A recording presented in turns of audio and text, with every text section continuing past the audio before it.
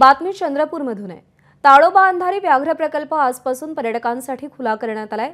पावसाळ्याचे 3 महिने म्हणजे 1 जुलै ते 30 सप्टेंबर ताडोबा व्याघ्र प्रकल्प हा पर्यटनासाठी बंद होता आणि यानंतर आता आजपासून पर्यटकांना ताडोबाची सफर करता येणार आहे। या ठिकाणाहून आढावा घेतला आमच्या प्रतिनिधींनी, आपण पाहूया। ताडोबा व्याघ्र प्रकल्प आजपासून पुन्हा एकदा खुला करण्यात आलेला आहे।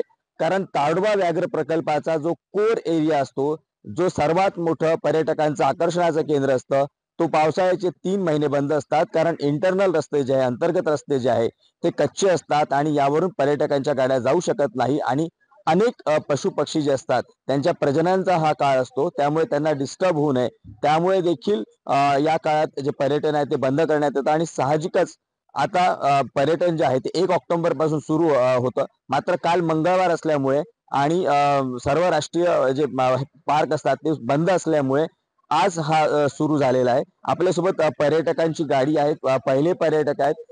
काकू, तुम्ही कुठून आलात आणि पहिल्याच दिवशी ताडोबात जाताय, कसं वाटतंय? खूप छान वाटते आणि खूप अभिमानाने सांगू शकते की इथली व्यवस्था खूपच उत्तम आहे आणि आजचा हा 3रा दिवस आहे आमचा। 3 पेरिफेरल राऊंड झालेले आहेत। कोर मधली पहिली आहे। पहिल्याच दिवशी तुम्ही पर्यटक ठरले आहात, कसं वाटतंय याच्याबद्दल? आनंद आहे। एवढा सुंदर परिसर आहे तुमचा, प्युअर ऑक्सिजन आहे इथे, सगळं वन्य प्राण्यांचं चांगलं संपर्क केलेला आहे तुम्ही, संवर्धन समजलं की नाही। प्रत्येक प्राणी हेल्दी दिसतो आम्हाला या दिवसात, म्हणजे विशेषतः पावसाळ्यानंतर जे ताडोबाला एक वेगळ्या प्रकारची झळाळी मिळते। इथं पूर्ण एक हिरवळ तयार होते, त्याचा सुद्धा आनंद इथे पर्यटक घेताना दिसत आहे। सारंग पांडे, एबीपी माझा, मोहर्ली, चंद्रपूर।